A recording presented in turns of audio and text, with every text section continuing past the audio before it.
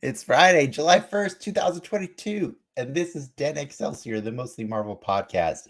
I'm Dennis, and I'll be your host as we review the latest Marvel happenings across all media, as well as other superpowered stories that caught our attention in the last 2 weeks.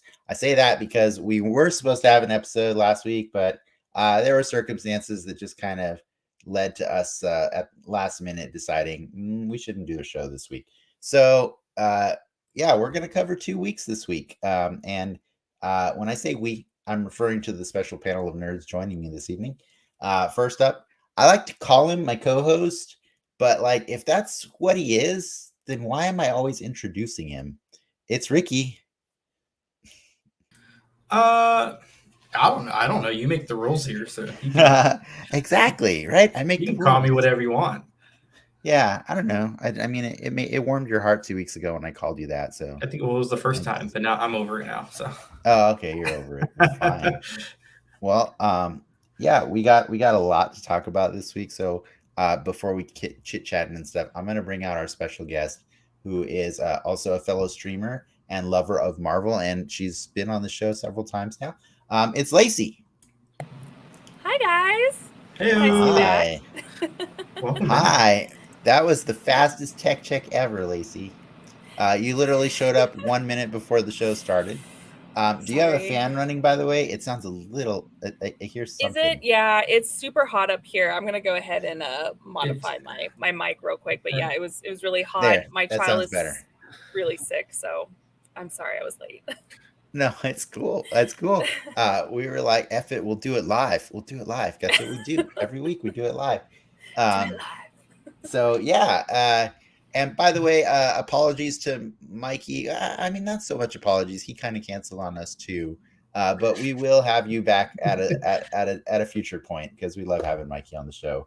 And he did have some hot takes. I talked to him a little bit about Miss Marvel and the boys last week, which is what we're going to be talking about tonight. Let me get some formalities out of the way before we chat more with Lacey.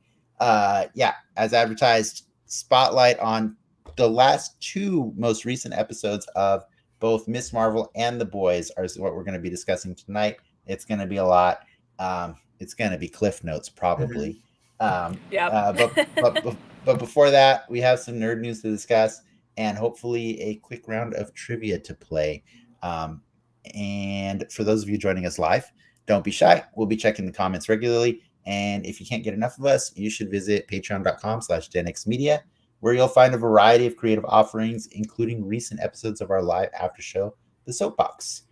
Patrons get exclusive access to chat with us, but if that's not your thing, don't worry. We'll be releasing it to the public next week. And Lacey, I'm not even sure. Will you be joining us on The Soapbox tonight? I didn't get a chance to... I certainly can. I'm free. Okay. Just making sure. And yeah.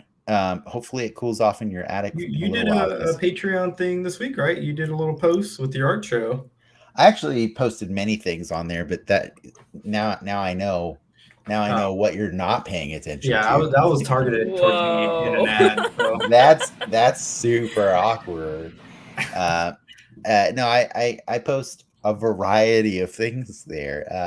I've been having fun checking tracking the progress of the various HasLab crowdfund campaigns. So I post there at Patreon. I also did post what Ricky's referring to as just a little like summary of the art show that I was at 2 weeks ago. 2 weekends ago.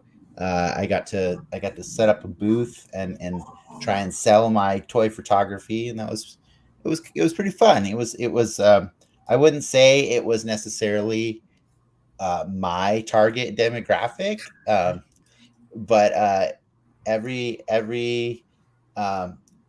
mother that came in was like, wow, my husband would really like these things, like as she looked at as they looked at the thing. So it was cool, but I did make a sale, so like that's cool to know that people out there will buy the things that I'm creating, and it's very it's validating. Which is really cool. Yeah. Lacey, you know that, right? Because you make a lot of stuff that you sell and stuff. Like, it's really cool. When we worked together, you used to make like mugs and or you'd have like the cups that you'd fill with like personalized art and stuff on them and stuff. Remember they that? They started off as like the sack boy, but it was like customize your own sack boy. What? It kind of evolved from there. Cool sack boy. Yeah. No, it was kind of whatever you wanted as sack boy. So it was great. Very talented cups too. You're good when your taxes start getting weird because of your hard selling. Yeah, exactly. Yeah, it's true. It's true. I don't think I'm to the point where my taxes are going to get weird yet, but I fingers crossed. Fingers crossed. But that's enough about me. Lacey, what have you been up to lately? Oh, I feel like not a lot, which is kind of depressing. Just a lot of work. Child's been sick on and off. So I don't think we haven't seen you since What If, right? Was it What If? Is that a year? Yeah, it was. Yeah. September. It was August or October. Was it October? August? Yeah. Oh, and no. What If started in like. You're right. What If started later? Yeah, Loki was in because we had you twice last summer. Yeah, something like we had that. you in the summer and the fall, I think, is what it was. Yeah, that sounds about right. Yeah, I got it. Good. Oh, I gotta say apologies in advance.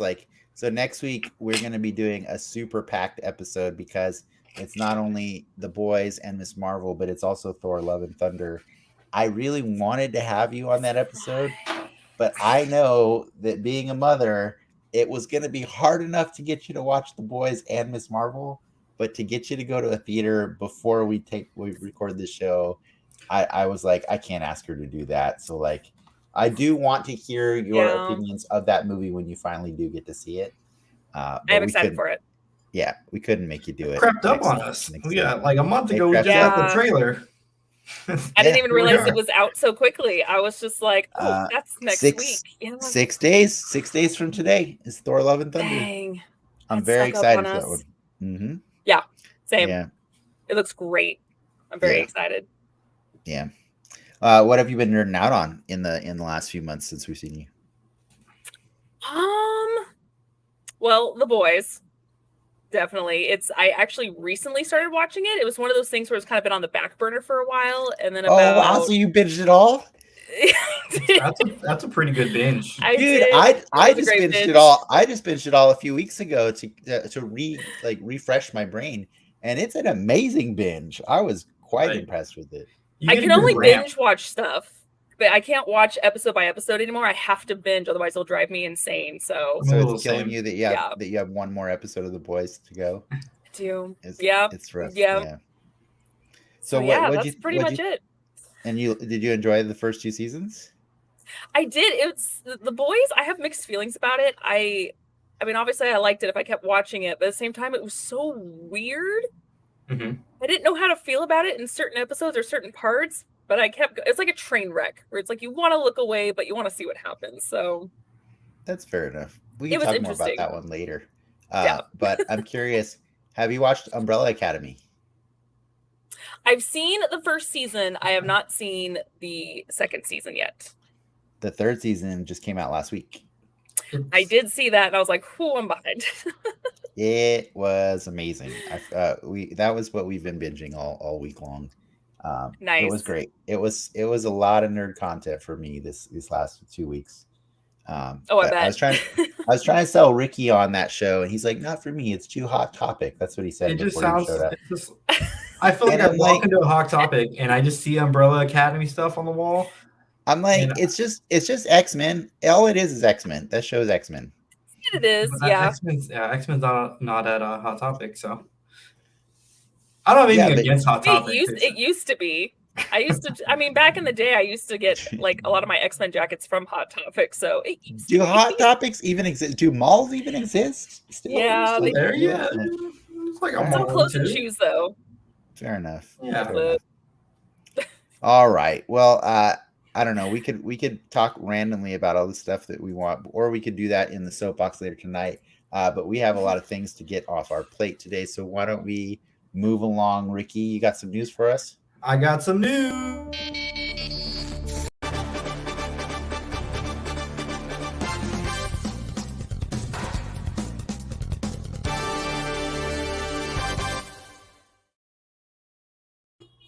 I'm going to interrupt him before he starts. I just want to point out, I think this is episode 69 of our show. We've done 69 of these episodes. And I think only once has Ricky ever gotten the buttons right on these intros. It was a momentous occasion. I remember when he was like, I got them all right. And I was like, you did. It's a lot harder than it sounds. Apologies for the car alarm in the background. Yeah. I will stay muted for the next. Oh, actually, it stopped. Okay, cool. All right, let's roll with the news real quick before another car gets set off. Remember this game, Dennis? Lacey, did you ever play Marvel's Avengers? No, I am so far behind on video games that I told myself I would stop buying them until I caught up. Yeah, that game's not good. It's not. That makes me sad. The story mode is good, but sure the story mode is like the story mode is now, like right?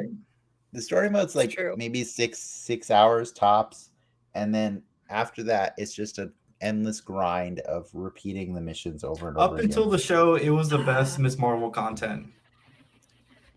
Is that a safe assumption? Says the guy who never read Ms. Marvel comics. So, by my accounts. But he's just saying ridiculous. Back to the game. We got the Mighty Thor. Jane Foster is now a playable character in the game. Not going to do it for you to get you back in there, Dennis? No, that was rumored for like 2 years now, so I'm not excited. Whatever. Well, she's here. It's not a good game. It's not a good game. And like they just the problem is they add characters, but they don't really add stories for them necessarily, or significant stories. Sorry, Spider-Man, when they added him, he got 0 story. You get new unique dialogue. It should be like a DLC where it's the character and a story. It usually is, honestly. I think Spider-Man was a special case because he was just promised for the PlayStation as exclusive audience. But like, no, I think about it like Hawkeye, Kate Bishop and Black Panther, they did get stories.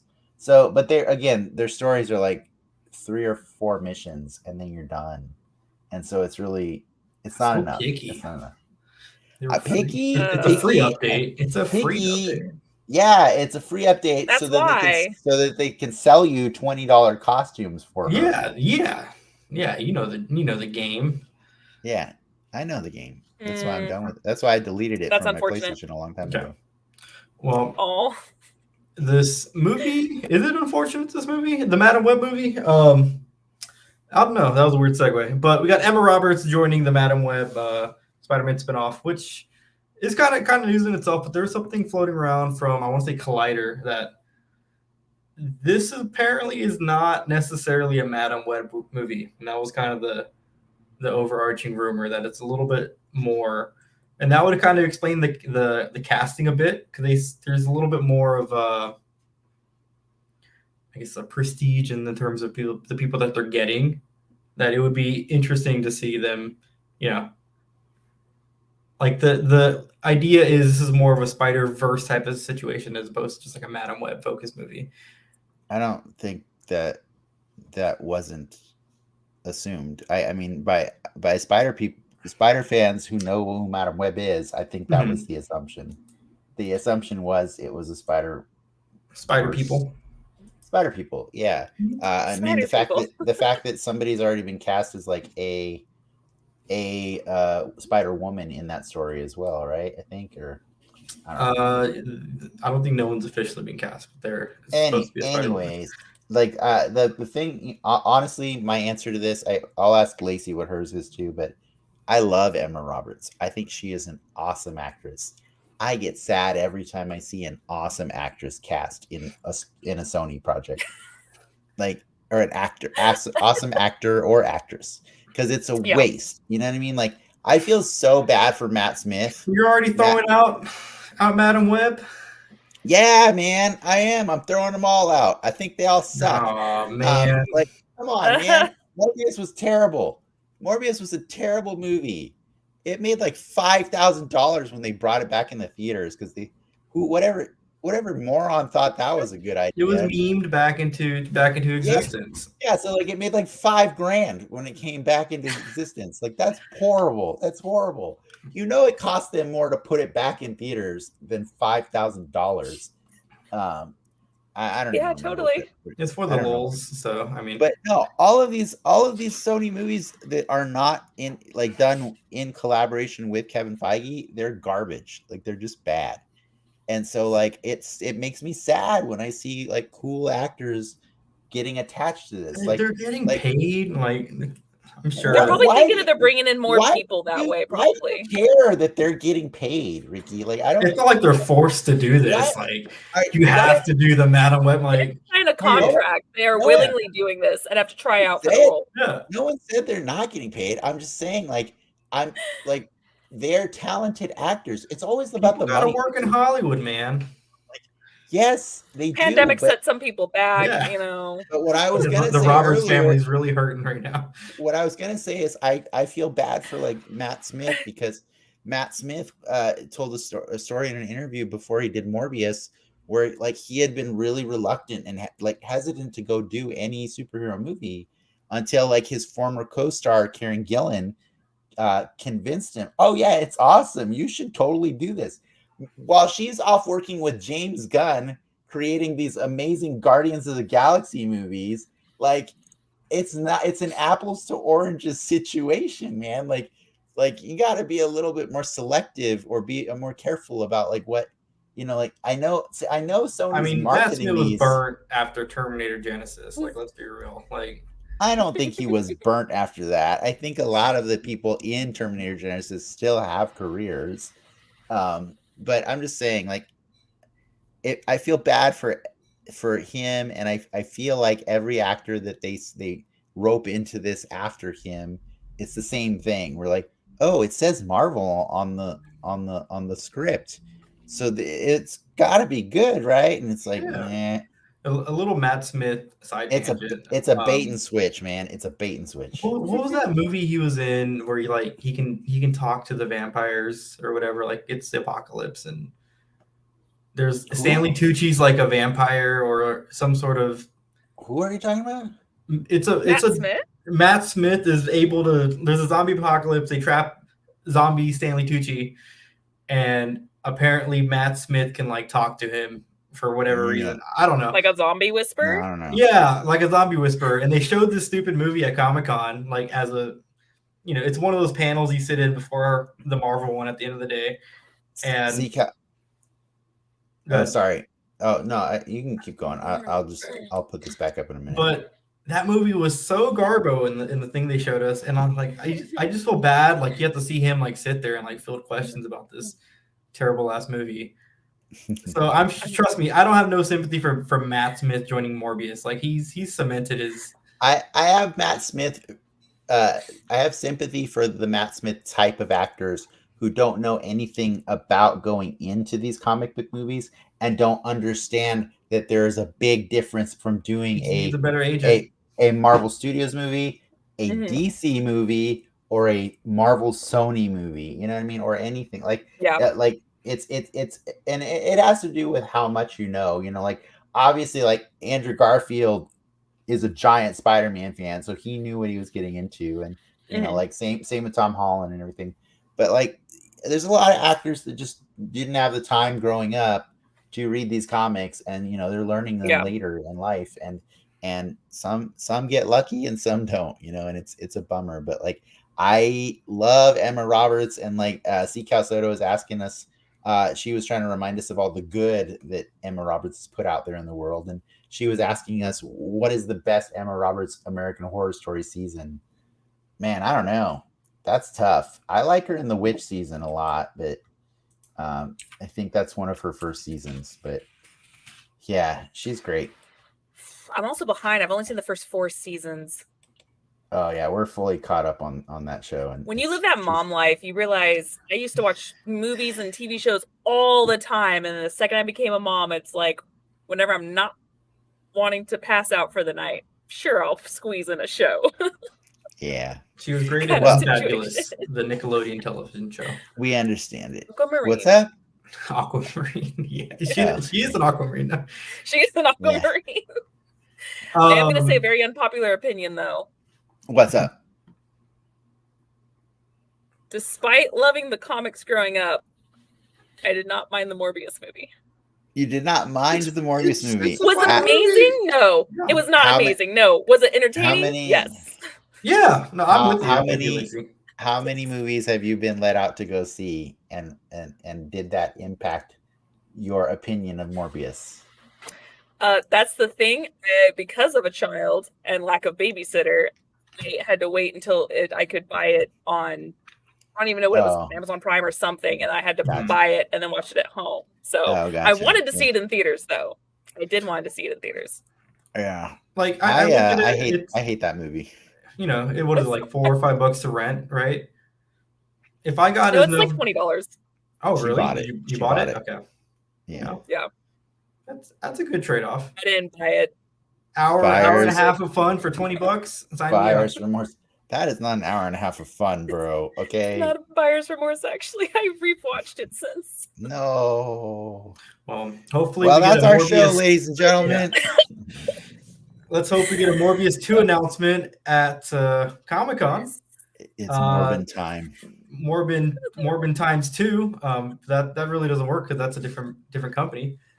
See, Marvel Studios. See, we need a better agent for you too. Marvel Studios will be at Comic-Con. This kind of came out at the Love and Thunder premiere last week.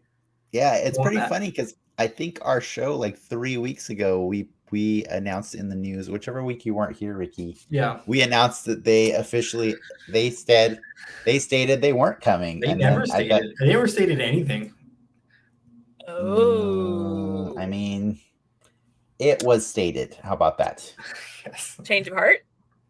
I think no. I think it's just part of the marketing. It's like People were probably a little because they have a D23 this year too, and they've done it once where they skipped Comic-Con and went directly to D23, and they've also done it more than once, haven't they?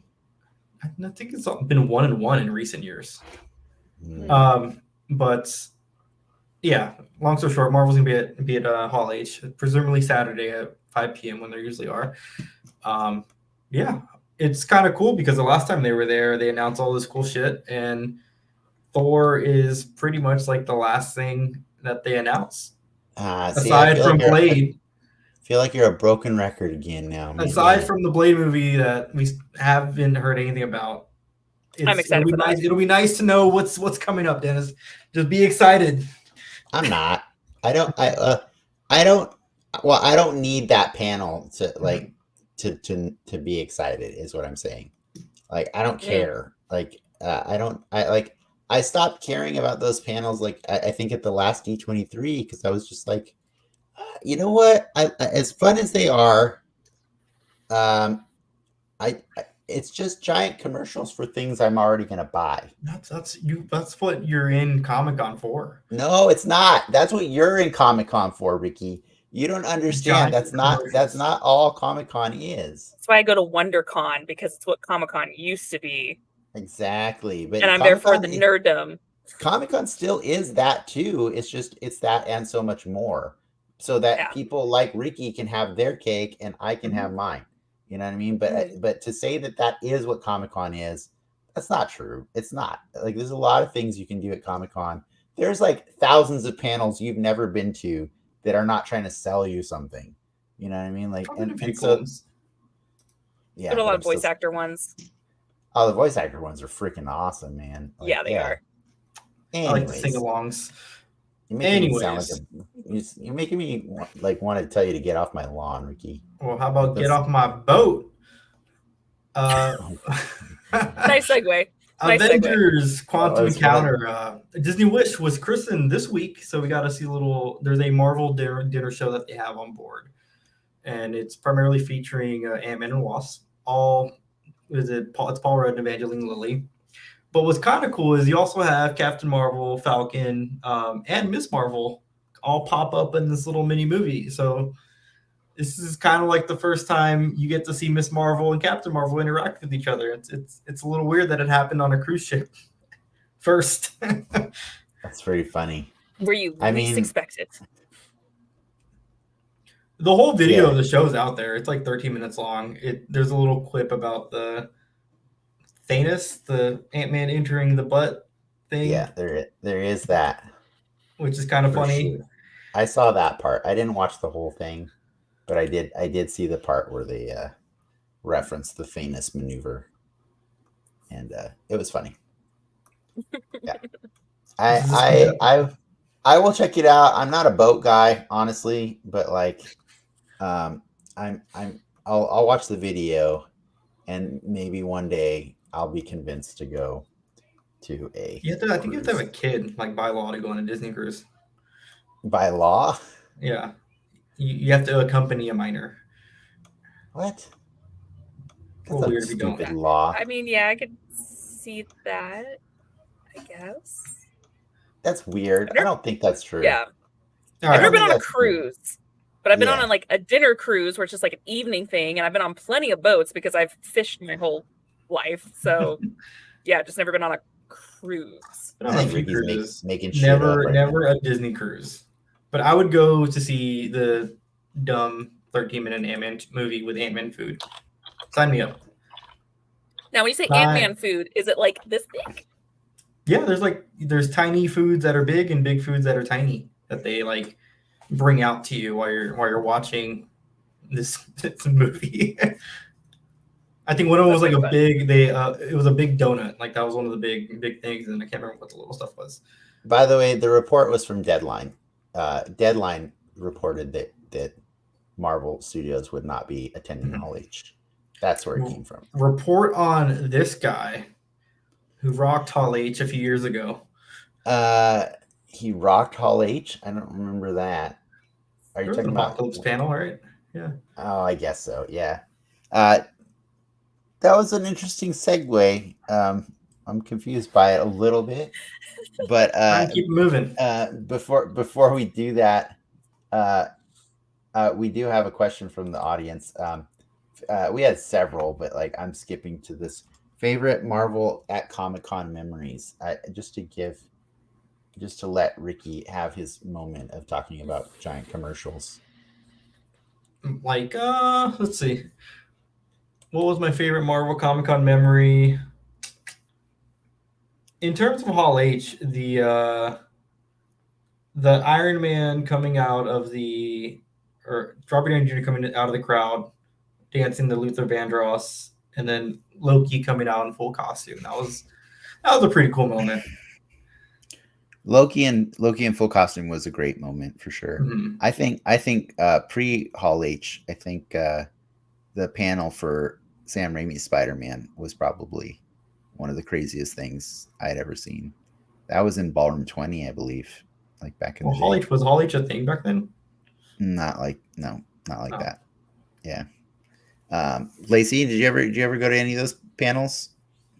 I didn't, mainly because when I went to Comic-Con way back when I was a wee child, it wasn't as popular, so you were able to get in pretty quickly, not stay in line for so long. Now I'm like, I don't want to waste my day, literally a day, standing in line to get in and hope to get in. So I stopped after a few years. So I don't think I ever made it to a Marvel panel, actually, because they were always so overly packed, and I didn't want to stand in that. Definitely wasting a day. I'll watch it online. Yeah, I would agree. I was just about to say what Seacow Soda's saying. It doesn't have to be panels. I did have another one that's not panels, but I'll see. Okay. I was thinking panels. I was gonna say the Marvel booth. Honestly, they've always been super nice to me. Like I've actually made friends with some of the people that work at it, and like and they've really been cool. Like at the meet and greets, like they've brought me in to like meet some of like the talent for like different projects and stuff. And like I got to meet like the cast of Black Panther. I got to meet the cast of Luke Cage. So like I guess technically I got to meet Blade too, because he was on the cast of Luke Cage. And I'm trying to remember other ones. Yeah. No, it was really cool. Like those are some of my favorite memories. But No. I do love the nerd. I do love the nerd roar that happens when Marvel gets you hyped. It's totally just a hype machine, like what it is. Like Oh yeah. it's a giant like scream at the top of your lungs. I'm not gonna say I don't like that. I'm just saying like what I don't like about it is that I have to sit through 7 other hours of commercials that are for things I don't care about. You know what I Yeah. mean? Because I have to be in And that that's why I room the stopped. whole day. Yeah, and Yeah. that's why I don't. That's why I don't do it. Because I'm still going to be excited when I read about the things 5 seconds later because it ends up on the internet Oh yeah. immediately. You know what I mean? That's why I don't do it. Yeah. I'm So still part of it. I did that for D23. Like I skipped the giant reveal when they did the whole Disney Plus slate of shows that were coming out this past year. And I've been very excited for She-Hulk just to ever hear the name She-Hulk announced. And honestly, as soon as I read it, I was like, She-Hulk, yeah! And I freaked out, and I was in my hotel room and I was fine. I was like, I You can were still comfortable. I can still be excited about things even if I'm not surrounded by 5,000 other people. And Yep. honestly, in this current time, I don't want to be surrounded by 5,000 people sitting in a room together screaming It's all without hot and wearing masks. sweaty. More Like, space for Yeah. me. yeah. Have fun having worse seats because I'm not there. Oh. Eh. It's I've been doing the camping thing for so long that like it's just like a thing that I do. So I don't know otherwise. Yeah, I know. But That's all it's you cool. know. It's all I know. But once I'll say this, like you're on very little sleep when you do that thing. Very Oh yeah. underfed. You probably are constipated. But at the end of that panel, when everyone leaves because Kevin Smith is coming on, you're pretty hyped. You're pretty hyped, and then it turns into Saturday night, and you're in the gas lamp. So Yeah. it's a pretty good turnaround. Anyways, Yeah. I tell me can about I this can guy. I can plug this figure now. There's only one Marvel Legends news item for the last 2 weeks. I think he was actually announced on the 20th of June, but we didn't do the show last week. So it's Apocalypse is another one of the figures celebrating the 20th anniversary of Marvel Legends. This is a completely assembled Apocalypse on a retro card back, and he's done in those colors that are like iconic to the cartoon, actually, which a lot of people were kind of mad because he's like he doesn't match the retro cell shading that they're doing on the other cartoon inspired figures. But like people have done some digging and found out he actually has looked like this at times in the comics as well. So you can pretty much bet solid money that they will re-release this guy again with cell shading in a VHS box to match all the other 90s X-Men cartoon figures. But he's cool and he's available like on Pulse, or he might still be. I'm not sure. He's a Pulse exclusive, I believe. No, he's not. Fan channel. You can buy him anywhere online. But yeah, he's cool. Nice. And look, he's got that gun that you can turn his arm into a gun, which I think he did in the cartoon all the time. And so, yeah, that's a new feature that they added to the figure. There you go. I'm excited. Don't get me wrong. I just realized we have a lot of things to talk about, and I'm like, also, gun I was arm excited. Cool. Gun arm cool. That's the abbreviated version of it. Check it out. I think we should really play this game that I put together for you guys before we move on. We got a lot of things. We're gonna run late. I just know it. It's fine. I'm accepting that we're running late today. And let's just do it. Let's do this game.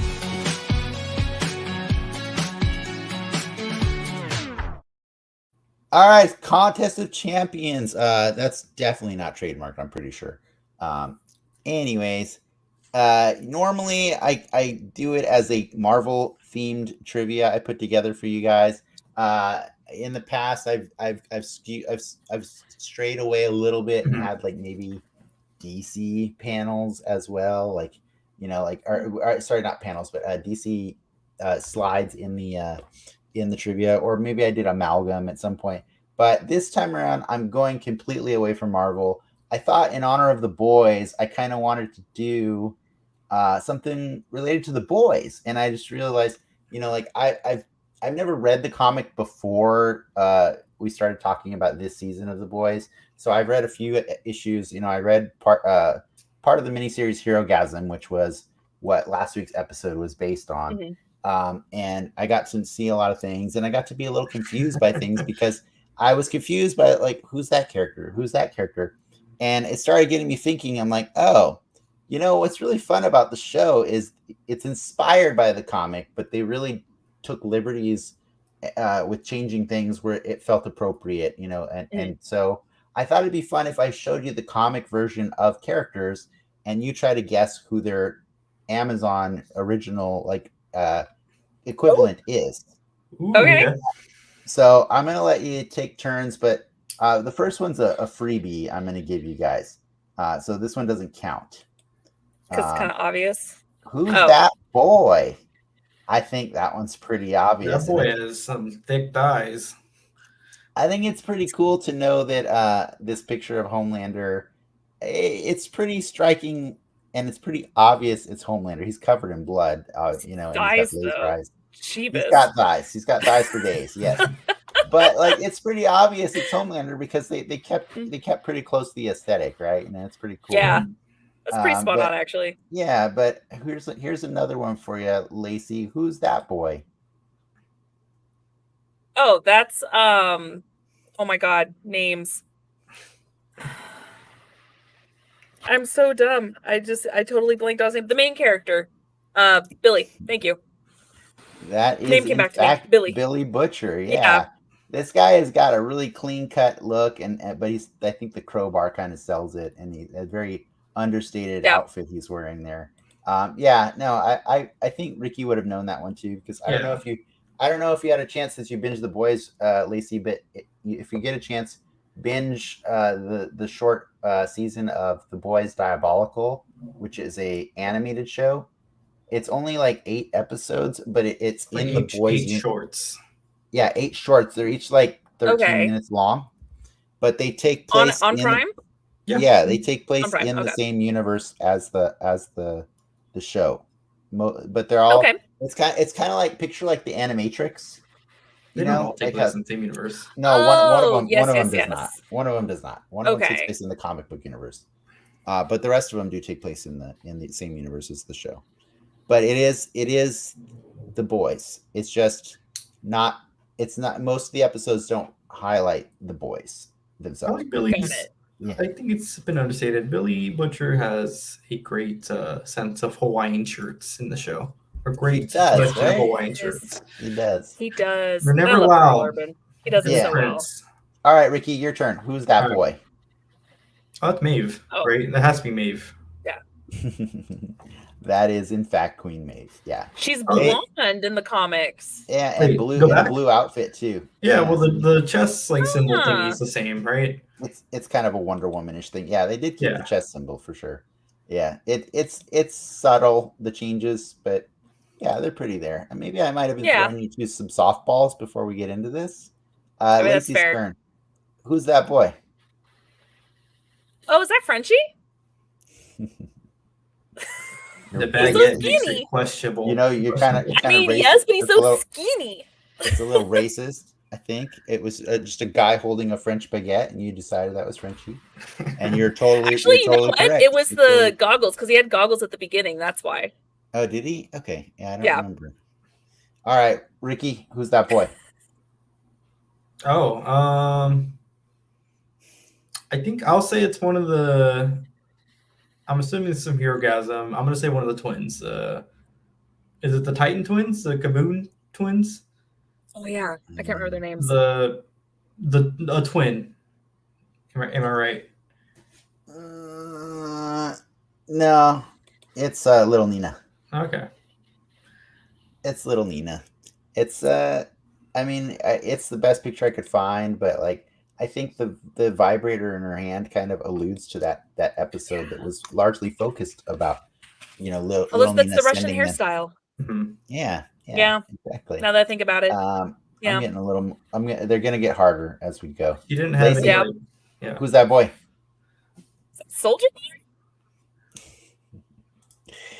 That is in fact Soldier Boy that looks to have peed his pants. I'm so glad they changed his outfit. No, they changed everything about this character. He's like Thank God. nothing. He is nothing like his character in the comics. And yeah, he's kind of he's a joke. He's a joke character. Wait, go back to the comic. Is he peeing himself? Yeah, that's what Did I said. I just see he was peeing himself? He is peeing himself. I didn't pay attention to that at first. Yeah. He's actually a character that first appeared in Herogasm as a joke. It's he's like Homelander holds a fake like initiation for him every year, where he lets him try to sexually please him in order to get into the 7. And every year, Homelander's like, you just didn't quite make the cut, buddy. And he's like always super upset. And he's like, golly gee, I please tell me, Homelander, what we did, it isn't gay, right? And he's like, nah, buddy, it's not gay. And that's the joke of Soldier Boy. So they took that character and made a completely different, amazing character in this story, played by Jensen Ackles, who is also known as Dean. My Winchester boy. Yes. All right, Ricky. Who's that boy?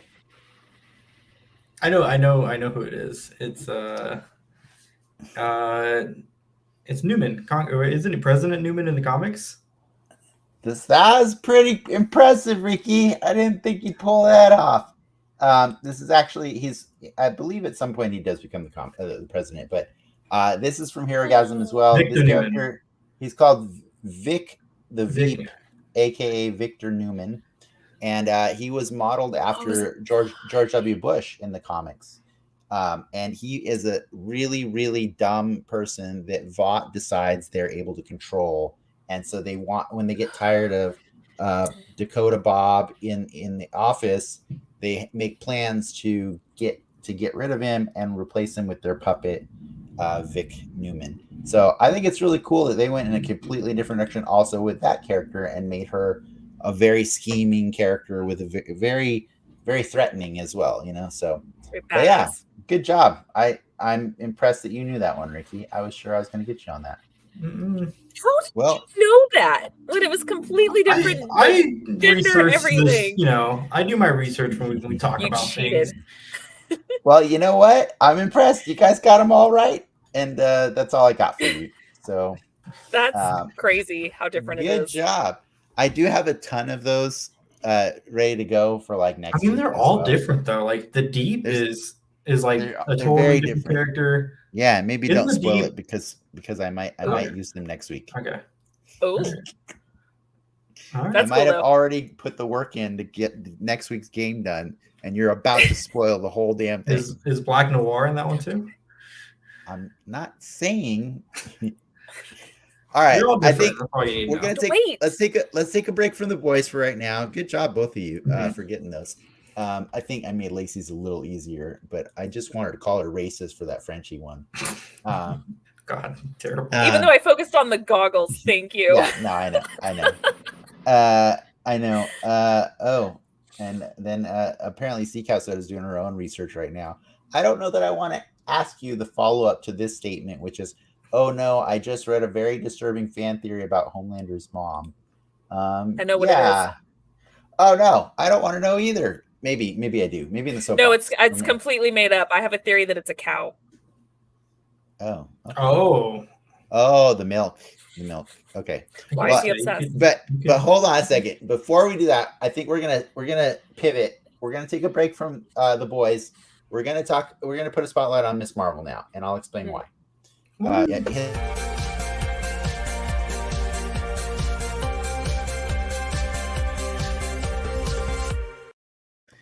All right, so here's the deal. We're going to put a spotlight on Miss Marvel right now, even though we've been geeking out on the boys like pretty much for 40 minutes. It's a good palate cleanser. And yeah, it's a palate cleanser, but here's the real reason.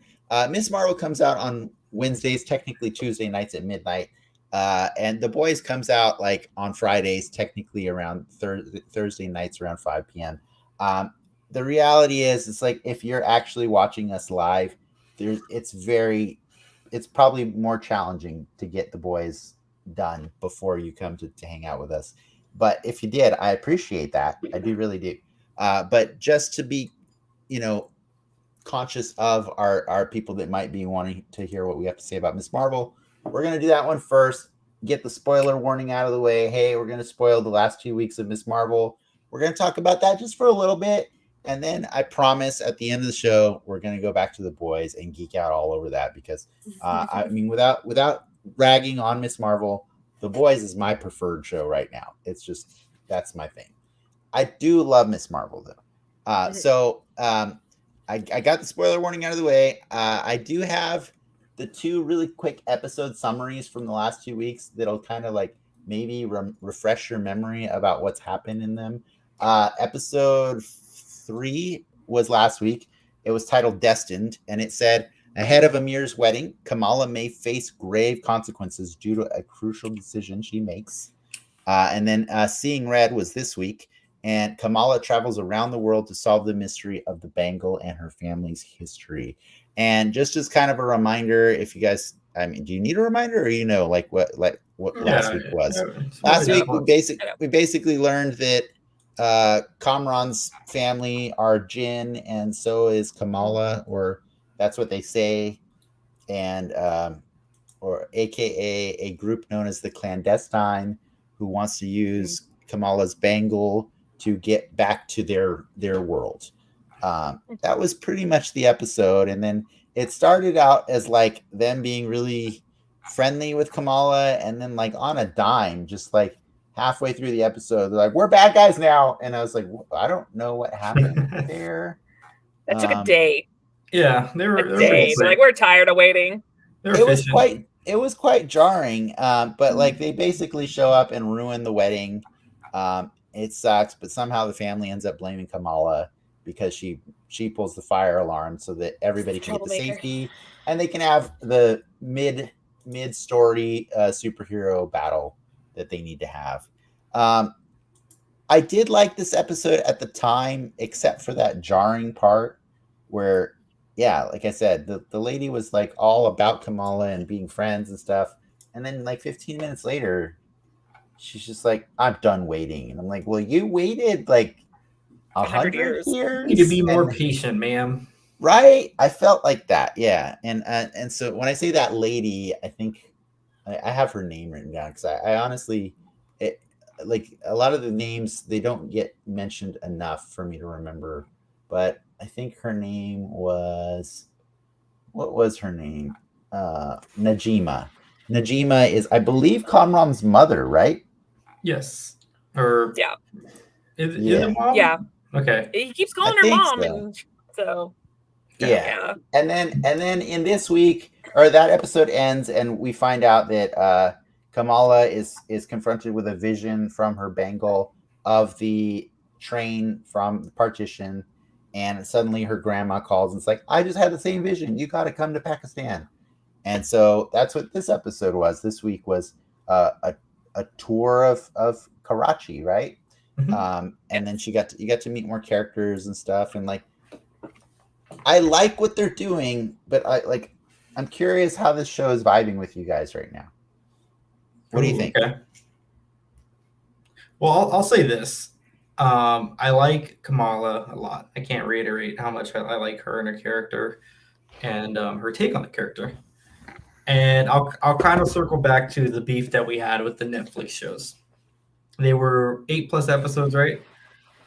Netflix shows started at 13. Started at 13. Yeah, and they dropped down to 8, I think, for the last season.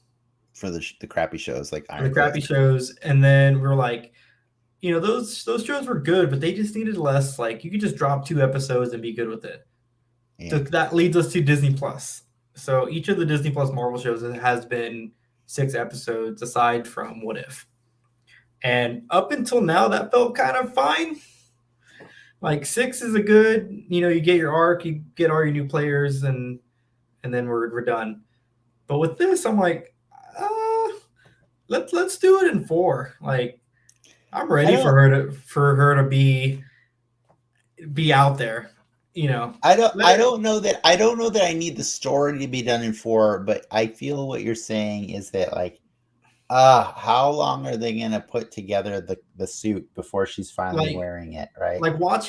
honestly, watching the cruise little video that came out this week with her playing with the Falcon or with Captain America and and Captain Marvel, like that was super cool. They were having fun, kicking Ultron's ass. I'm like, get me to that point and let's go there in the show. I'm ready. But this is like her origin. We can't get there that quickly. I know, but like a four episode arc origin, I think might be good. You know, I don't know. I don't think that, like, I honestly felt the opposite.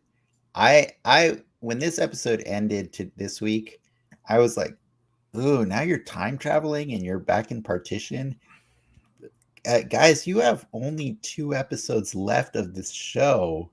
How are you going to resolve all this? You know what I mean? Like, that's more what I was feeling. Is it's like, I feel like this needs to be 8.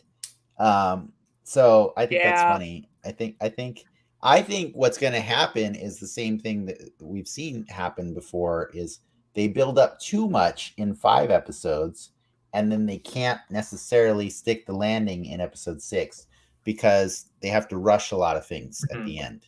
And that's my fear, which I guess is an advocate for making them longer. I'd rather they be longer than this. Like, this, it's just, I feel like it's going to get rushed in the next 2 episodes. You know what I mean? But it's all subjective. Like, you can do 4 1-hour episodes, right? And still be at about the same time as 6. But I don't want to, like, that's a whole different argument in itself. But I think I'm ready for like little more one-offs of these Disney Plus shows. Because imagine you get like or if we get to the point where, hey, here's a Spider-Man. I know not Spider-Man specifically, but Spider-Man and Miss Marvel one-off 4-episode arc, and they're just doing cool shit together, and then it's done.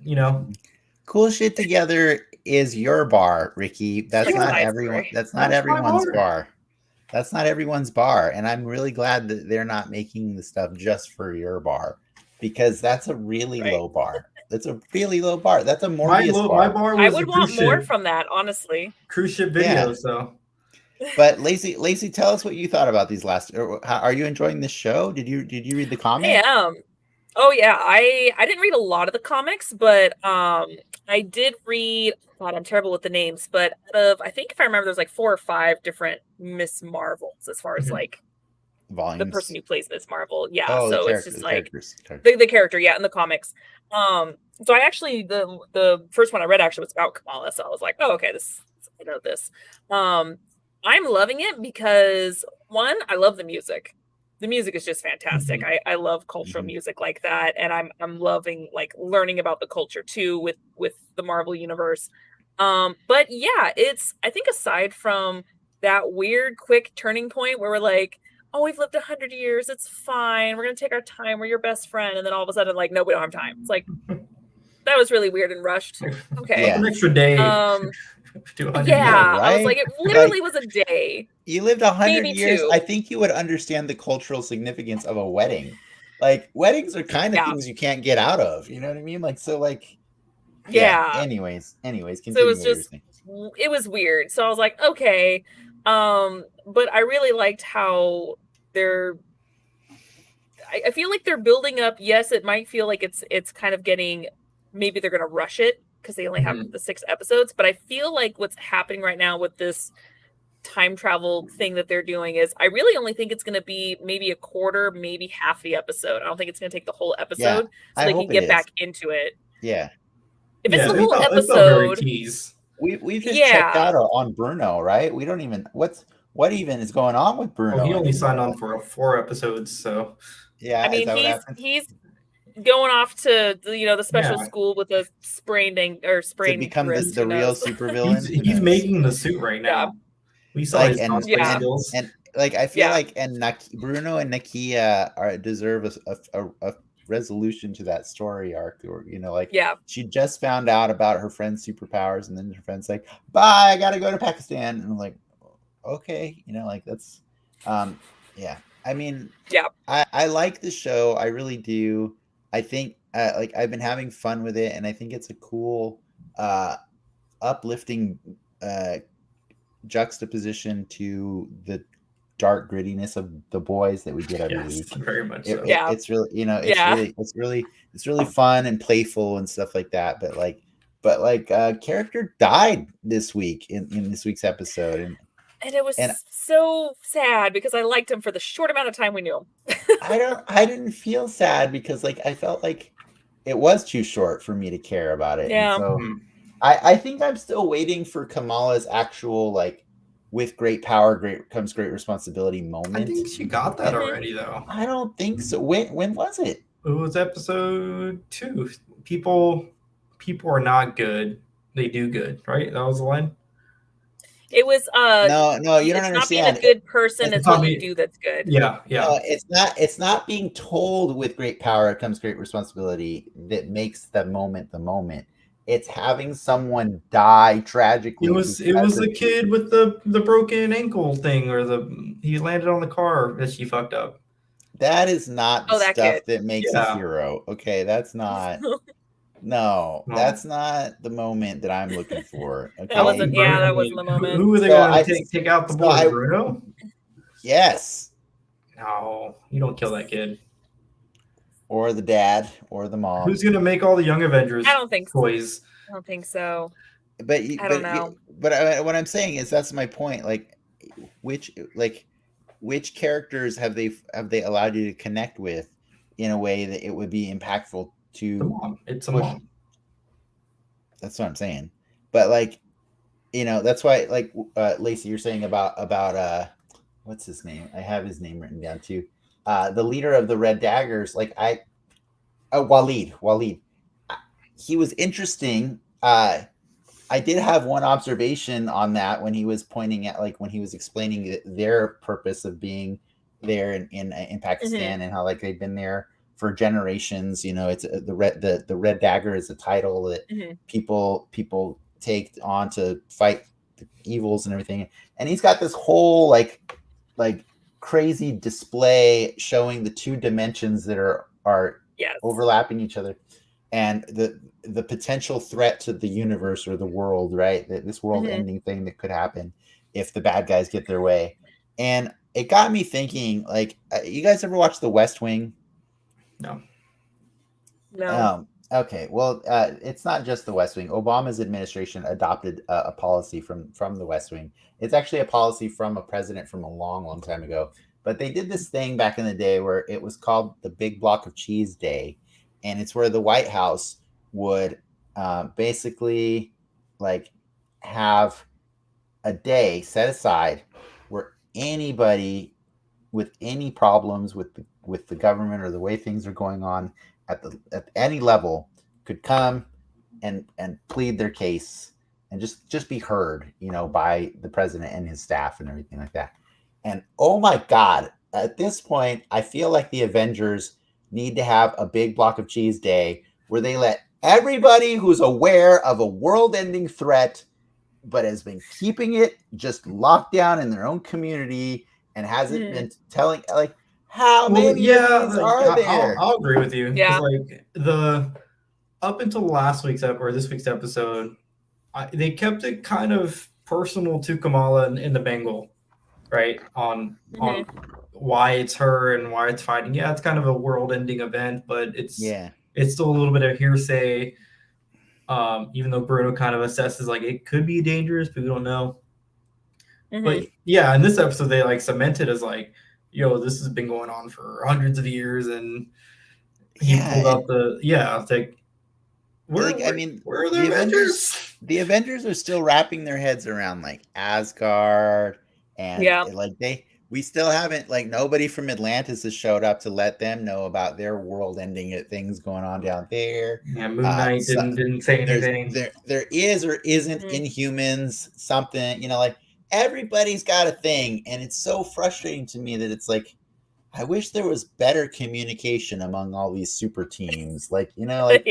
It's just you can all get remember in Infinity War Endgame when they finally said we should all get in a room together and figure out how to make time travel work, and then they did, and it's that's because of communication, guys. I don't know. That's just my pet peeve. I'm getting a little tired of like I really like that Marvel's, opening more doors on different parts of the universe that they have.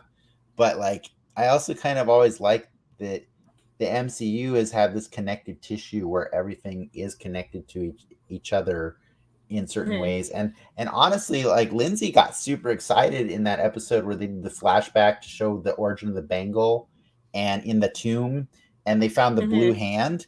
Like we got excited because for a second we thought that was a Kree hand. You know what I mean? The Kree, the blue people. Yeah, okay. yeah. Just making sure. I got dead silence from you guys, and I was like, sorry, I was waiting for you to finish. Agents of S.H.I.E.L.D. No, but yeah, but like, well, it's not just Agents of S.H.I.E.L.D. The Kree they're in Guardians of the Galaxy also. I know, but like that was the big reveal in Agents of S.H.I.E.L.D., right? Season 1 where they found the Kree body.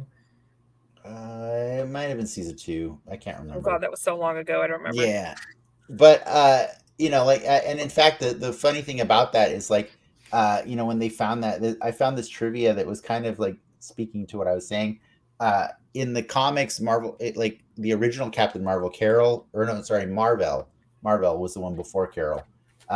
He's of the Kree, who are largely blue skinned, and he gained 2 ancient wristbands called negabands that could turn metal energy into physical energy, to be used in various ways depending on the wearer. So like, are these the negabands that were like I'm kind of curious because you know how they kind of reappropriated the Tesseract from, like, the Cosmic Cube was reappropriated to be the Tesseract in the MCU.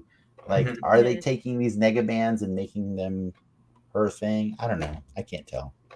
I'm not sure. I'm just speculating.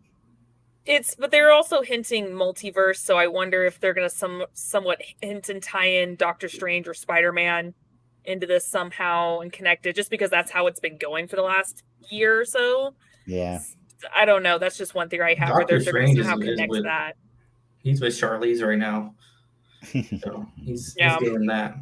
Did anybody catch the 10 Rings logo that was in that tomb? Yeah. Oh God, no. Yeah, when they found the bangle, yeah. There's a 10 Rings logo in there. What's the Fing Fang Foom? What's their race? The McCluckins? Oh, God, I don't even remember. The Fing Fang Foom is a dragon. I don't know what race it is. This is a giant dragon. I have no idea. But presumably that's the thing that's coming because of the end of the 10 Rings movie. Again, I mean, at least the Avengers are aware of that threat to the world. You know what I mean? Like, I just feel like I'm still a little mad at the Eternals for never going to say hi to the Avengers. Like, there's so many different world-ending things happening, and I gotta say, similar to Shang-Chi though, or Shang-Chi with the no, this is good. Well, the whatever dimension he goes to at the end of the movie, where the village is, that's a different dimension, right? Or is it just like was that a different dimension? I think I don't remember if it was an actual dimension, or it was a magically protected city. I think it's a magical city. I don't know if it's a different. I thought it was similar to Black Panther, where it was kind of hidden away. Yeah, I don't know if it's a different plane of existence. Okay. I'm not sure. But in any case, Kamala ends this episode or this week, and she's trapped in like the 1940s. 1942, yeah. Yeah, 1942. And obviously she's going to close the loop and be the person that creates the trail of stars for her family to get on the train. I mean, you kind of have to, right? At this point, you're doing time travel. But here's my question. Yeah. When that happens, does that not violate all of the time travel rules that were established in Endgame?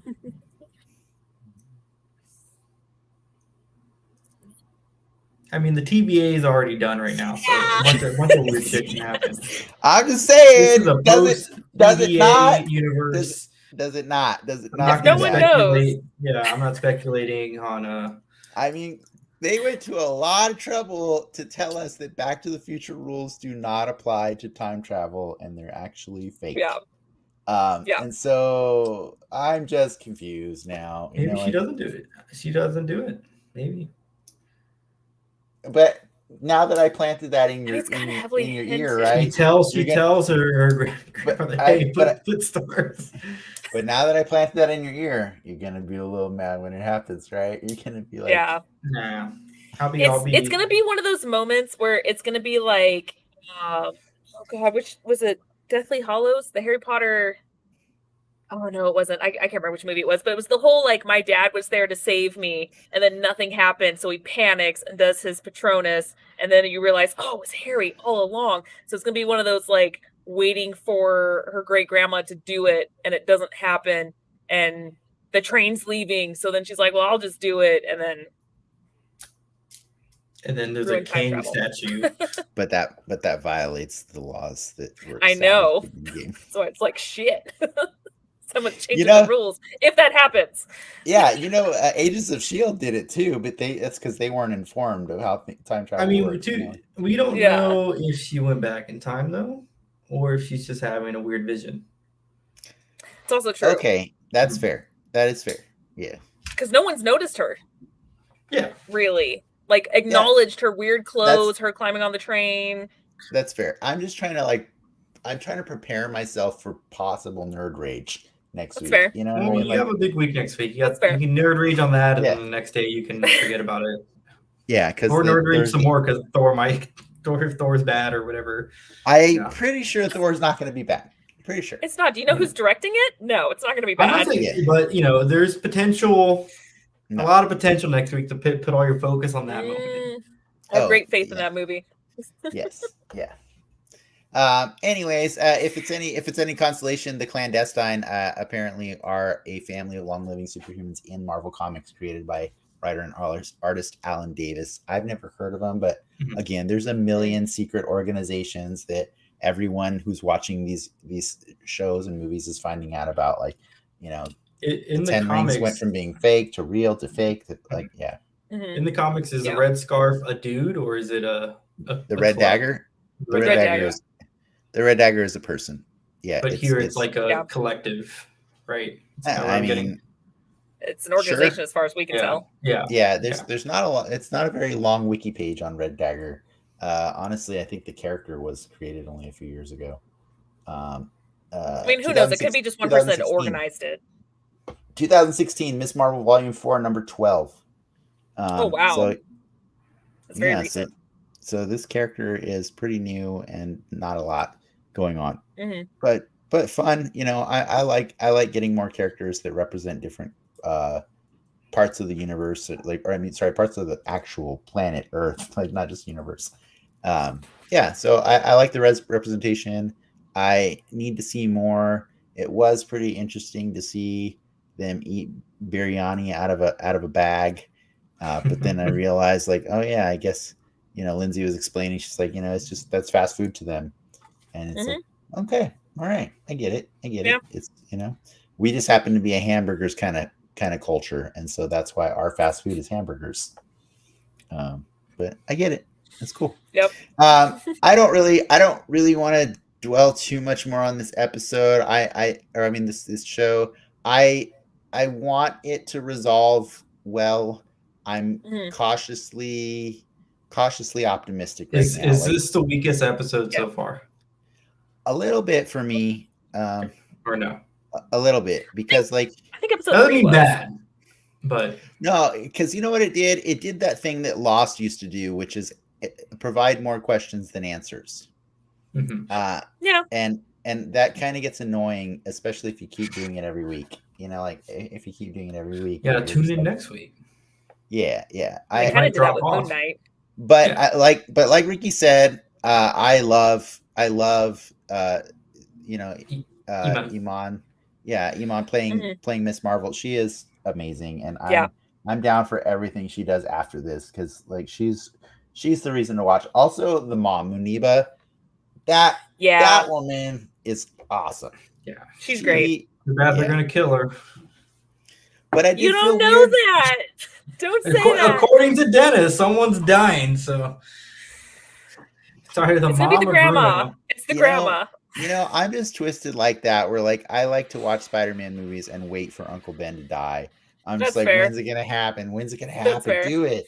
It's because like I just like because it's the reason I connected with these things. You know what I mean? I understand that the thing that makes Marvel like special is that these characters are all flawed, but also you get to see them experience the pain. You know what I mean? Like it's What's Bruce Wayne. It's a flashback. Uncle Ben in the comics? Is it her dad? I don't know that she has one. I think they've just gone so differently from the comics. Mm-hmm. Okay. It doesn't mean like she really has to have her mom or dad die, but I need this. I need her to understand more the weight of what she's dealing with than what has happened so far. You know what I mean? Like I get that Bruno she might said be in the next episode. I get that Bruno says, if you want to save the world, you're going to save the world. That was a cool way to set it up in the first episode. I get it. But I really want her to earn saving the world. I feel like she's kind of falling into it, and I need it to be more of like her understanding the real severity of everything and what her power means to her and the rest of the world. We'll get it. I think we'll get it. And I think she'll get it in Back in Time. I honestly think she will. Learning from her family and observing, I think, is when she'll start to understand. I think. Yeah. But I do like that they kind of took the character who was in the comics originated from Terrigen Mists, and they instead did a whole Thor kind of story to her, where it's like, hey, we just took a whole other culture's set of myths and incorporated it into this lore, and I think that's really cool. I love that because like we need more of that because like I think that's what Moon Knight was doing too, and that's what Thor's going to do next week is just let's acknowledge that all of the things that influence all of the cultures all exist at the same time, and then if you're a monotheist that has a problem with that, well there's the door. You know what I mean? Like it's just. That's a good run. Yeah. You had a good run. Like you back in the day when Captain America was like, "There's only one God I know." He doesn't wear that, right? That's what he says. And I'm pretty sure he doesn't. I'm pretty sure he doesn't dress like that. Yeah. Yep. Well, those days are gone because Moon Knight has an entire pantheon of gods that all apparently exist, and will wreck this planet on a whim, man. Like they're. You watched Moon Knight, right, Lacey? Oh yeah. Did you love that show? I think it's interesting that they're like some of the things they're doing differently. I also was really into Egyptology, so there was a couple things where I was like, "This is just a comic. It's a comic. It's not the actual myths." Like the goddess that weighed their hearts and everything. I'm like, no. Tower, yeah, and how they always, I don't know why, but every single thing I've watched, that doesn't matter what it is. I mean, they did it in The Mummy, they've done it in so many things. Anubis is always the bad guy, and I'm like, no, he is one of the most generous gods. Well, but anyway, that's my soapbox. But I did enjoy it. Yeah, if you're fighting Brendan Fraser. Oh wait, sorry, I think I lost audio. Ah, crap! It's one of those. Oh no! All right. But yeah, I did enjoy it. I did very much enjoy it. Ricky, you take over and switch over to the boys for a second. I'll be right back. Yeah, let's go to boy talk. Boy talk. Boy talk.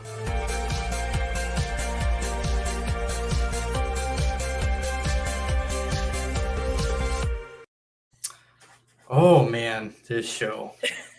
I'm sure Dennis had like a prepared synopsis for last week and this week, but I mean, last week was what I don't say they've been teasing to, but it's I guess it's been on the boys' whiteboard for a while. Herogasm. From my understanding, it was a mini series in the boys' comic universe, and they did a one-off episode featuring that event. And woo, which I'm okay with.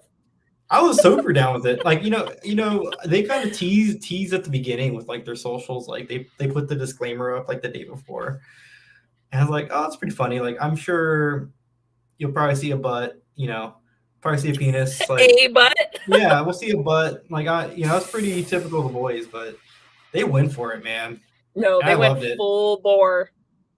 They went full superhero.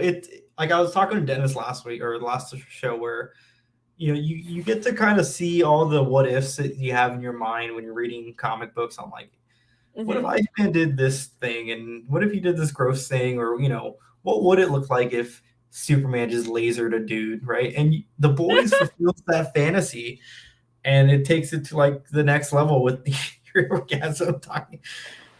It's all the bits and pieces that you see there.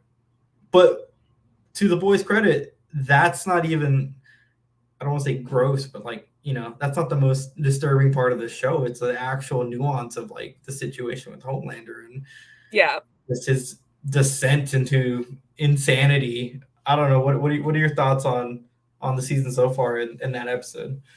Yeah, no, he's definitely having a Smeagol moment where he's going insane. I mean, he was, after binging it, I've noticed that like with each episode just slowly and slowly just going into madness, and then by episode or season 3 he just went nuts, and it's showing a lot more. And he's on his own now, which I think that's a cool. He is. It's kind of funny and to see him try to dig himself out of his own holes now, and he can't do it. At least and he twitches more because of it when he's bothered by it. He just twitches a lot more now, especially in the most recent episode when he got recorded, and he doesn't handle that well, that we've seen many times. And so he's slowly more and more freaking out, and we're seeing it. And it's exciting to see, because obviously, I don't know about anyone else, but obviously I want him to just die, just go, whatever. But it's funny. It's fun seeing him slowly descend into that madness more and more. Yes. Because he can be all things. Hey, really quick, did you guys do the spoiler warning for this? No. Okay. Cool. It's okay. Spoilers. I blame Ricky. It's okay. You do one spoiler. He's the co-host. What are we gonna do? Do spoilers for Miss Marvel and not do spoilers for The Boys? They know by now. I mean, that's just common courtesy, spoiler warning. Yeah, Ricky. We're talking about The Boys episode 6 and 7, right? Yeah. Did you guys I don't think you did the episode synopsises, did you? We're on Herogasm right now. We didn't do 7 yet. Okay. Can I do the cool VOT written? Do it. Like summaries for each? They're so good. So Amazon puts like way better descriptions every week that are like written by like somebody from that universe, usually from VOT and stuff. But last week's episode was titled Herogasm, but the write-up for that episode was, "You're invited to the 70th annual Herogasm. You must present this invitation in order to be admitted. Same rules as always. No cameras, no non-soup guests unless they sign an NDA, and they're DTF, and no telling any news media. It's BYOD, but food, alcohol, and lube will be provided.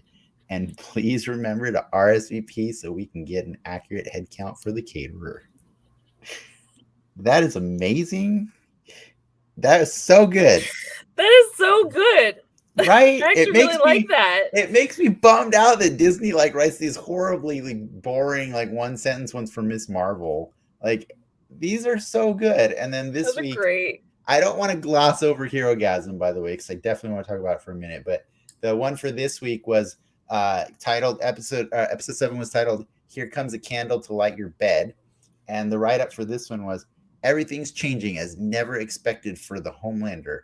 Soldier Boy is searching for the other old payback members to slay. Black Noir recollects what has really gotten him to the current situation." Wow, that one's actually really just kind of to the point. That one's to the point. I didn't read that one before I put it up here, but you're like, oh, sad. The other one was way better, all of the ones in the previous episodes were way better. Not to say I didn't like this week's episode, but Herogasm was amazing, and I mean, we got to see. I mean, there's a lot of moments in that episode for sure, but we got to see the god bleed. Every character got put forward in a lot of ways in that episode. Yeah. Like there was so much character growth in that one episode. There was, or like rather, not necessarily growth, but movement. You know what I mean? Like, yeah, you had the Kimiko Frenchie situation. I wouldn't say, I wouldn't say Huey is growing as a character right now. I think he's going in the Not right opposite now. way. Yeah, No. he's having a bad time at the moment. But yeah, everybody. Yeah. I've been doing this before, like for the the boys, just because there's so much going on and everybody. Did you not do that? Did you really not do that earlier? I guess I put a macro. I did do it already. Oh, okay. You did do it, but that was just that timing. Great. So I got a list of the characters. I know you guys were already talking about Homelander, but I don't know if you got to any other ones. But I just kind of wanted to Not get your takes on how are these characters, what did you feel from these characters in the last 2 weeks? But I know we did the Homelander one. He's the best villain ever, in this show. I don't think he dies for another 3, 4, 5 seasons. I just don't think he does. Oh no! The show breaks the second he dies. It's not. Well, some people were saying in Herogasm, they were just like, oh, they kind of blue balls the audience. And I was like, oh, you really thought he was gonna die? Really? I was like, no. I mean, but just to see him get hurt, that was enough for me. It was amazing. Yeah, that was amazing. That was. I don't think through this pandemic many things I've watched at home have made me actively cheer out loud.